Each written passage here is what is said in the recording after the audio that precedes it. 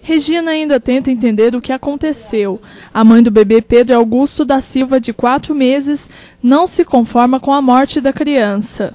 Não tem nem como eu te falar. Na Casa Simples, no bairro Santa Cruz, as coisas de Pedro ainda estão do mesmo jeito. A mãe revela que na manhã de segunda-feira, Pedro aparentava estar bem, mas dias antes a criança de 4 meses se recuperava de uma gripe. Que o Pedro estava doente e voltou para a creche na quinta-feira. Na segunda-feira a senhora percebeu que ele tinha alguma coisa estranha com o Pedro? Não tinha nada de estranho com ele. Ele acordou, mamou. Foi às 5 horas, né? Por volta das 5h30. Eu levei ele para a creche às 7h30.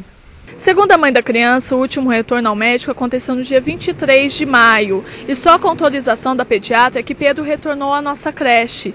E isso aconteceu na última quinta-feira, dia 2 de junho. O que ficou corroborado já nos autos, que a criança, quando ela ingressou na creche, ela passou a ter alguns sintomas de gripe. Foi encaminhada até o hospital.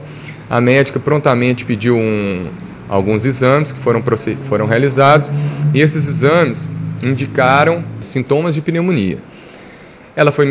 A médica então sugeriu à mãe que retirasse a criança da creche,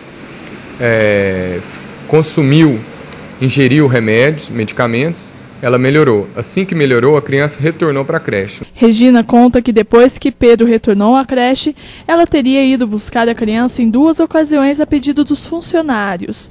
Na segunda-feira, ela foi informada que Pedro estava passando mal depois que a criança foi levada ao pronto-socorro. Até ele acostumar, ele era assim. Aí na segunda ainda falei para a moça: olha, se ele chorar, você me liga que eu venho pegar, estou em casa. Ficou combinado assim. Nesta quinta-feira, a Polícia Civil começou a ouvir os familiares. Segundo o delegado que preside as investigações, o laudo que explica a causa para a asfixia do bebê deve sair em 30 dias. Uma análise preliminar aponta que a criança estava sem se alimentar por mais de 10 horas, o que é negado pela mãe. Estava alimentado assim direitinho.